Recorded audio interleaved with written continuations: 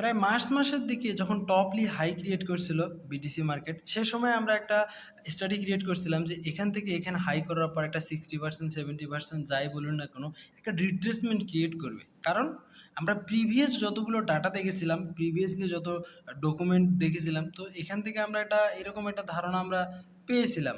ওকে, আমরা একটা ধারণা পেয়েছিলাম যে 60% 70% একটা ডাউনফল আসে বা ডাউনফল আসাটা স্বাভাবিক। এইটা একটা জিনিস দেখবো, এবং আজকে আরও একটা ভালো জিনিস আপনাকে আমি দেখাবো, যা দেখে আপনি বুঝতে পারবেন যে মার্কেটের গতিটা কোন দিকে যেতে পারে এবং আপনি কোথায় ট্র্যাপে পড়তে পারেন বা কোথায় আপনি ট্র্যাপে পড়েছিলেন। বিষয়টা এরকম।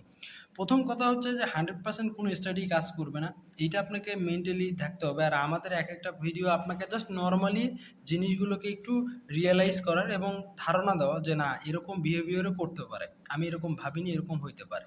তো এখন এখানে একটা টার্নিং পয়েন্ট, অবশ্যই এটা 80 থেকে 90% একটা টার্নিং পয়েন্ট, একটা ভালো একটা পজিটিভ ক্রিয়েট করতে পারে। এখন কতটুকু করতে পারে, এখন আমার কথা, এখানে যে একটা হাই আছে, আপনি এই হাইটা ধরেন ফার্স্ট, অ্যান্ড সেকেন্ড হাইটা যদি ধরেন এই দুটো, তো এই দুটো টার্নিং পয়েন্ট ক্রিয়েট করতে পারে, মার্কেট পজিটিভ হইতে পারে। এখন এই মার্কেট পজিটিভের ক্ষেত্রে আল্ট মার্কেট কতটুকু আপনাকে সহযোগিতা করবে বা আল্ট মার্কেট কতটা পাম্প করবে, এই জিনিসটা আপনাকে আমি দেখাবো। ওকে, তো এর জন্য আপনি যদি একটু ইউএসডি ডোমিনেন্সটাকে একটু দেখেন, ইউএসডি ডোমিনেন্সই মেইনলি বর্তমান প্রেক্ষাপটের স্টাডিগুলো দাঁড় হয়ে আছে। যেরকম এর আগের পর্বে আপনাকে বলেছিলাম যে যে সব থেকে বর্তমানে বর্তমানে দুই দুই তিন বছর পর আপনি যদি দেখুন, এখানের লোয়েস্ট থাকার পর বা এই লোয়ে আসবার পর, নাও টাইম 22 সালে এখানে এসেছে, এখানে 24-এ এসেছে। যদি এরকম পাম্প করে, কথার কথা বলি, যদি পাম্প করে আল্ট মার্কেট, তাহলে আপনি একটা বিয়ারিশ মার্কেট দেখতে পারবেন এবং লং টাইম বা দীর্ঘ সময়ব্যাপী আপনি মার্কেটটাকে একটা ডাউনফলেই দেখতে পারবেন। তো এইটা কতটুকু হওয়ার চান্স আছে, এটাই কিন্তু আমাদের টার্নিং। যে আপনাকে বললাম না যে বিটিসি মার্কেট একটা ভালো পজিটিভ টার্নিংয়ে আছে, পাম্প হইতে পারে, ডাউন হইতে পারে। যেরকম এর আগের পর্বে আপনাকে বা আগের ভিডিওতে এখানে বলে দিয়েছিলাম যে এই যে একটা লেভেল আপ আছে বা এই যে একটা জোন আছে, প্রাইস আছে বা লাইন আছে, এখান থেকে একটা কি হইতে পারে, সামথিং ডাউন বা রিট্রেসমেন্ট হইতে পারে। এখন কতটুকু হইতে পারে, এই যে এখানে এই লাইনটাই আপনাকে এখানে প্রুভমেন্ট দেখাবে যে আমরা এই লাইনটা এইরকম ডাউনে বা এর থেকে নিচে ডাউনে আসার একটা প্রবাবিলিটি, চান্স আমরা এখানে দেখতে পারতেছি বা চান্স বিদ্যমান রয়েছে। ওকে, এখন কি হইতে পারে, এই মার্কেটে যতটা নেগেটিভ আসবে, তো সেক্ষেত্রে হাল্ট মার্কেটের ভিতরে আপনি একটা পজিটিভ দেখতে পারবেন। কতটুকু পজিটিভ, ওই যে বিডিসি 4 থেকে 10,000 পাম্প করছে, ওই পজিটিভের এখানে একটা মোমেন্টাম দেখতে পারবেন। আর যদি এখান থেকে মার্কেট, হাল্ট মার্কেট মানে অ্যাজ এ ইউএসডি ডোমিনেন্স যদি পজিটিভলি পাম্প হইতে থাকে কন্টিনিউয়াসলি, তাহলে আপনি আল্ট মার্কেটের ভিতরে একটা ভালো ডাউন দেখতে পারবেন।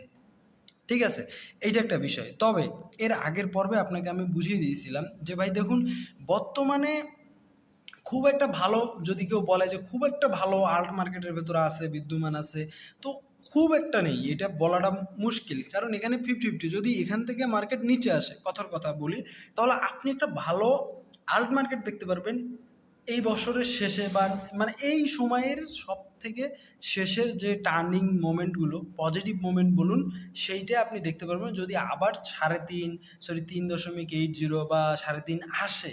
কথা বোঝেন।